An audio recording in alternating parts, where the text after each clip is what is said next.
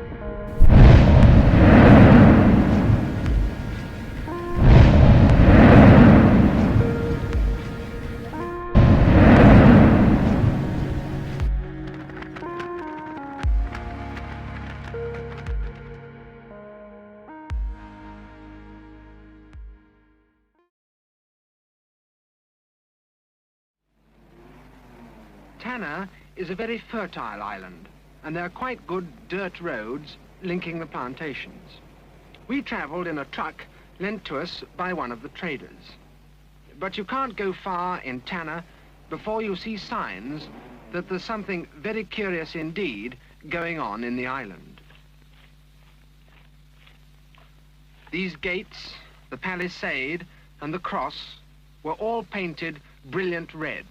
So I asked him what the crosses meant and what was the purpose of the gates. He said that they belonged to John Frum. So I said, have you ever seen John Frum? No, he said, I've never seen him. I don't know anything about him. It was clear that finding out anything about John Frum from his followers was not going to be easy. Sam, you say John Frum has not come for 19 years. Isn't this a long time for you to wait?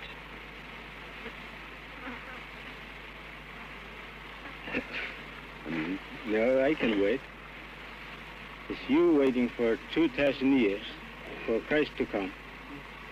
And I must wait over 19 years. It was a good point, but nonetheless it was clear from what Sam had said that he himself really knew very little about the origin of the cult. He told us later that the real leaders had their headquarters in the south of the island at a village called Sulphur Bay, which stood on the flanks of the great volcano whose threatening rumbles could be heard for many miles around. So we set out southwards to try and find this stronghold of the cult. At last, we emerged from the bush and drove out onto the wide ash plain which surrounds the volcano.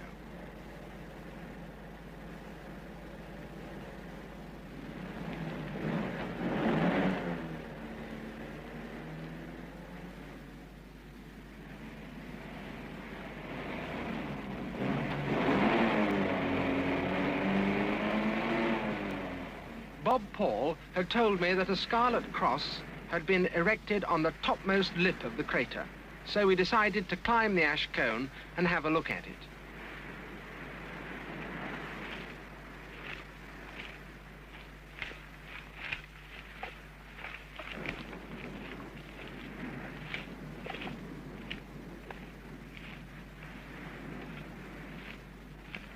The slopes up which we trudged were composed of dry, grey volcanic dust which had been spewed out from the crater and which settled on us in a fine powder out of the pall of smoke which rose high in the air above our heads. But the ascent wasn't difficult. even though it was steep, for the ash was so soft that we could easily dig our toes into it.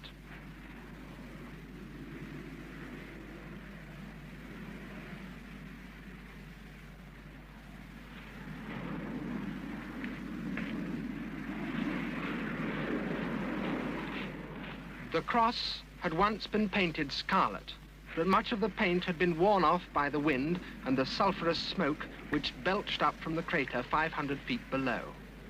There were 9 separate vents, each of which exploded at different times with such titanic force that huge lumps of red-hot lava were sometimes thrown 600 feet into the air.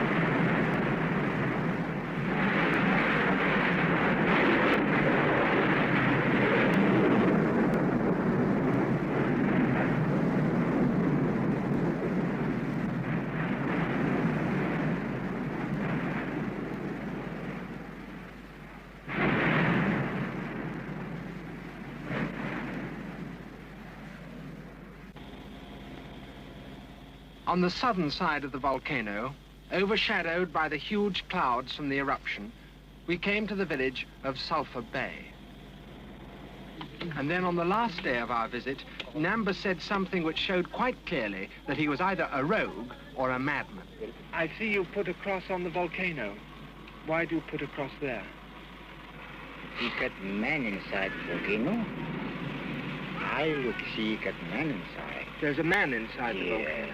One man or many men? Many men. Many men? Many men.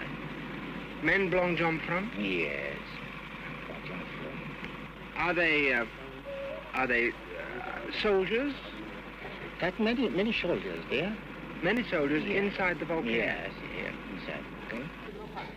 And that was the nearest answer I got to my questions about John Frum. Perhaps Nambus was deluded, but if he was, then the whole of the population of Tanna is deluded. And anyway, delusion is a rather odd word to use when you're talking about religions.